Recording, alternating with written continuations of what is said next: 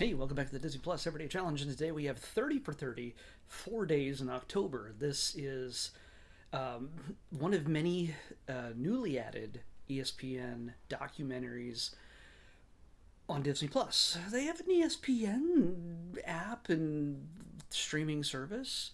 Um, don't know why it needs to be on Disney Plus, as you might figure out that I'm not really a sports guy.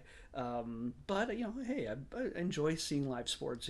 I've seen plenty of live games at the Dodger Stadium, other places around the country. Baseball, I've seen football. Obviously, I've seen hockey. I grew up with hockey. But it's never been like a thing where let me just learn about more about sports and stuff. I mean, these 30 for 30 ones, this is the only one I've seen so far. I enjoyed it. I actually did enjoy it a lot because it's an underdog story and it's history, and I do enjoy history. And there's a lot of energy in this thing because if you don't already know what this story is about, what this 4 days in October is about, it is about the American League playoffs that led to the World Series in 2004, where the Red Sox were up against their rivals, the Yankees, and they have a history in the American League to lose for 86 years up against the Yankees. Whenever they would show up in the playoffs, they would never get to the World Series. So, um, well, if you don't already know, spoilers, they make it to the World Series and they win up against the Cardinals. But that isn't even so much of a big deal to them as winning up against the Yankees. As you see it unfold here, when they were already 3 games down, they hadn't won a single game. All the Yankees had to do was win one more game, a fourth game in the series, and it was all over. And it was kind of a foregone conclusion that they were going to lose this. They were going to just blow it. It was going to be a horrible blowout, and that's the way it was going to be. Well, as they were jumping between stadiums and basically a couple in Fenway, and the last two I think were in um, leading to Game 7 because you have to win best out of 7 if it or best out of 5, and then best out of 7 if you tie it up. Obviously, they tied it up and they went to 7. So, for me, by the way, me telling you all this, it is history. It is known. And if you're a sports person, me telling you this sounds like I must be like a kindergartner talking to you about baseball. It's just I realize that. But and you probably already know all about this. If you're a sports fan, if you're a baseball fan, if you're Yankees, even if you're a Yankees fan, but especially if you're a Red Sox fan, this is definitely the documentary you want to watch. It is certainly not. Well, they had this tactic, and then they did this and something. It's not dry. It's not boring at all. It will probably make you cheer all over again. It's 2004. You can see people in the audience, in the crowds, just going nuts as people are like calling each other on their phones. And there are not smartphones yet.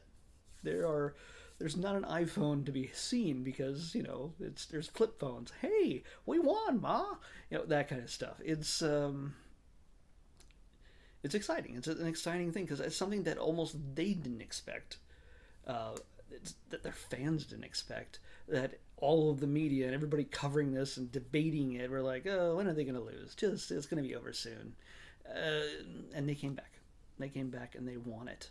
And it was one guy, I think Pedro Martinez says it wasn't so much getting the ring as it was beating the Yankees. Had it been winning up against any other team in the playoffs, yes, that's a great thing to win. But going up against the Yankees, which are your lifelong rivals between Boston and New York, it's the way it has been. It's a hardcore rivalry. There's blood between these two teams. So yeah, it's for what it is. Even if you don't like sports, I think you might still get a kick of energy out of this because it's thrilling. It is. It is actually a thing, and you get a lot of commentary back and forth. There's two fans at the beginning. I forget their names, but I'm sure sports fans know who they are, and they're just at the bar, basically going back and forth, talking about how everything rolled out and how they felt as everything was happening, as it was happening in real time. Oh, by the way, 4th of July. Happy Independence Day for anybody who's still independent. Happy Independence Day. What a great option here to be able to watch America's pastime on the 4th of July. So there you go. Um, yeah, it's a good time. Now, the thing is, I'm going to have to make a correction here. This is part of the 30 for 30 series. What they've done is they've broken these out into separate documentaries rather than making a 30 for 30 series, which I don't, you know, I don't go, they don't break down episodes of the Clone Wars and make them into separate episodes, present them separately. They put them together all in a series, and this is what these are. I mean, they're all very different documentaries about all different periods in sports history. So, yeah, I don't feel like I need to. And again, that's what ESPN is for. I'm here for the Disney and all the main Disney stuff. Yes, Disney owns ESPN. That's understandable. So I have this whole chunk from number 4 to 18 that already were designated as 30 for 30. There were a bunch that I didn't realize that were 30 for 30 that I did a research on while I was watching this that are part of 30 for 30, but they are listed without the 30 for 30 in the title at the beginning. I've changed that in the list, but anything from that 4 to 18 numbered thing on my list here, if it lands on any of those numbers, I'm not watching them unless it sounds interesting. I don't know. Right at this moment, I'm choosing not to watch them, and I'll probably have to explain this all over again if those numbers do get chosen in a future video. But the ones that are separate, that we're showing in different parts of the list, that I'm not going to rearrange now because we're 4 days into this, but still, I'm not going to rearrange anything. If it lands on one of those episodes, I'll watch it. But after this quarter is done, I'm sweeping away all the 30 for 30 stuff because I've watched it. And this is a really good one to start with. It shows what these things are capable of. There are some that I actually kind of am interested in. Others, no idea. No clue as to what they're about or who they're about. And I honestly don't care. So these, since anything that is a 30 for 30, and I know they're going to keep adding them because apparently maybe nobody's watching them on the ESPN streaming service, ESPN Plus. I have no idea. But that's the way it's going to work from here on out. So if this number gets pulled up between 4 and 18, whatever, nope, we're going to pick another number. That's the way it's going to work. So let's pick tomorrow's number. 277. 277.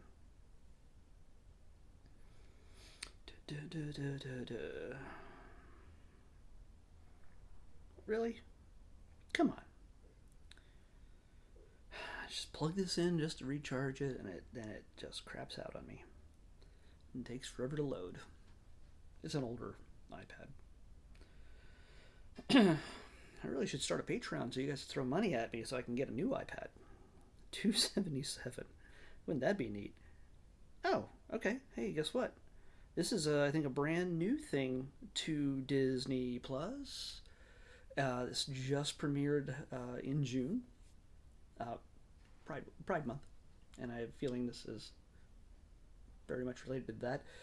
I think this is a series, and it's called Love, Victor. I could be completely wrong, and I'm going to sound like an idiot more than usual. But Love, Victor is what we're watching next tomorrow. We'll probably watch one episode, and we'll see how it goes. We'll see. Love, Victor on the Disney Plus Everyday Challenge. I'll see you back here tomorrow.